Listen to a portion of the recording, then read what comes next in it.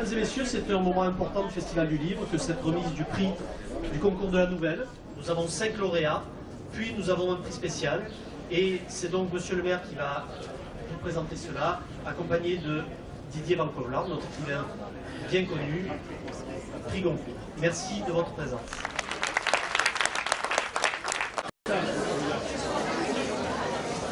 On est en train de montrer à des enfants que, avec de l'audace, puisque c'est quand même ça dont ils ont fait preuve, tout acte de création est un acte d'audace. Ils ont osé écrire. Donc, première étape, on leur a donné confiance en eux.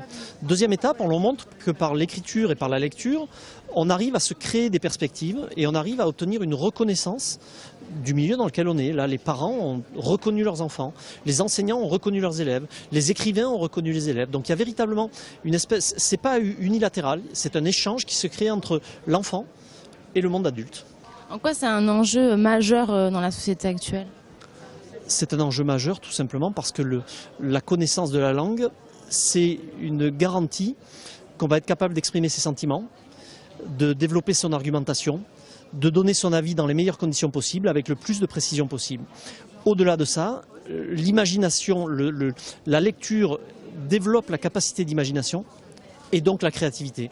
Et faire pour demain, pour dans 10 ans, pour dans 20 ans, pour dans 30 ans, des adultes qui soient capables de comprendre, d'analyser, de donner un avis et de le formuler avec les bons mots, c'est la garantie d'un avenir pour notre société.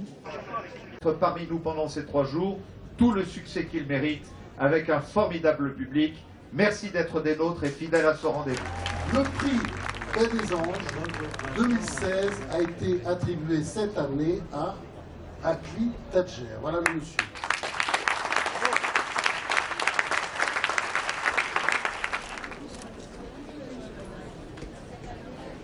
En quoi Est-il utile que je vous présente Macha Merry? Ça va, on connaît par cœur. Macha Merry a accepté de venir procéder à un exercice certainement difficile, puisque ça a nécessité qu'elle fasse un tri, une sélection de textes pour que ça vous soit agréable, pour que ce soit vivant, mais aussi pour que vous arriviez à comprendre quel est le lien entre Nietzsche et Nice, et puis arriver à replacer cela dans l'écriture de Nietzsche lui-même. Quand on s'appelle Nietzsche, on ne peut que aimer Nice. Franchement, c'est presque prédestiné. L'ambiance de Nice et toutes les périodes où il a vécu ici ont eu de l'importance, comment dire, presque charnelle. Il avait une relation avec cette ville qui n'était pas du tout intellectuelle. Nice a été pour nous